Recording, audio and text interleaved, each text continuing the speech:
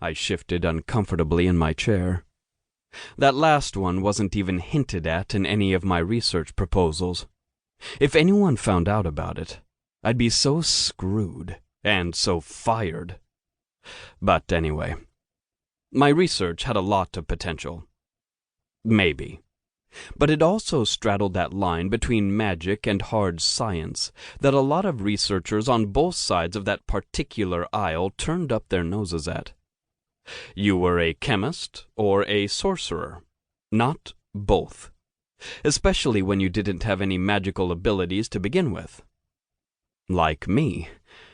Magic users hated the idea of the sciences figuring out how they did what they did in some kind of quantifiable way, and scientists hated anything they couldn't quantify. Not to mention that other researchers had gone down this road before, and they'd never come up with anything. Connecting specific magical properties to specific molecular structures hadn't worked in the past.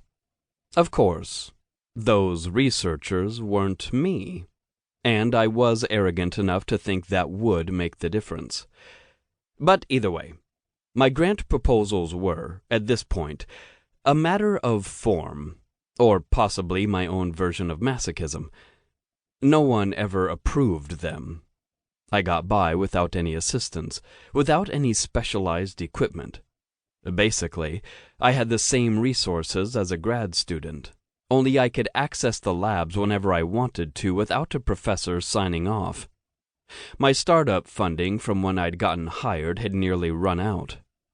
I lived in a tiny apartment and ate a lot of ramen, so I could afford to buy my own reagents.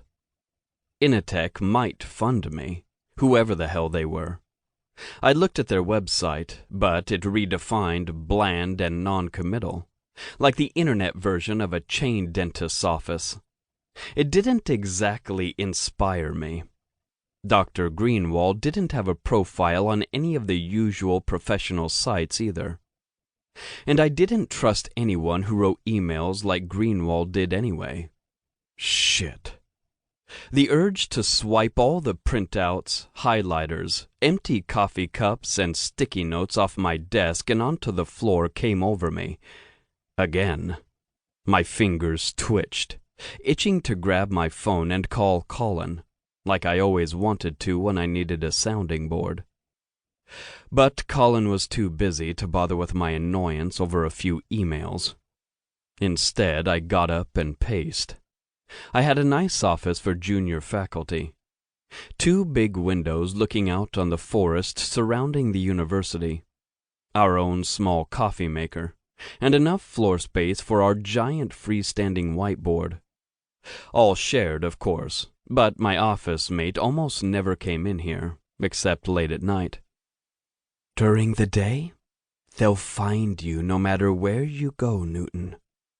Meredith had whispered on my first day here, leaning in close and glancing over her shoulder as if they might be lurking in the shadow of our overstuffed bookshelf. They, of course, being undergrads. You have to be trickier than they are. Know where you can get coffee. That's like a prey animal hanging out by the watering hole. Always bring a thermos from home, and avoid sources of junk food, going outside, and the bottom floor, because they cut through this building on their way to the gym. They'll hunt you down.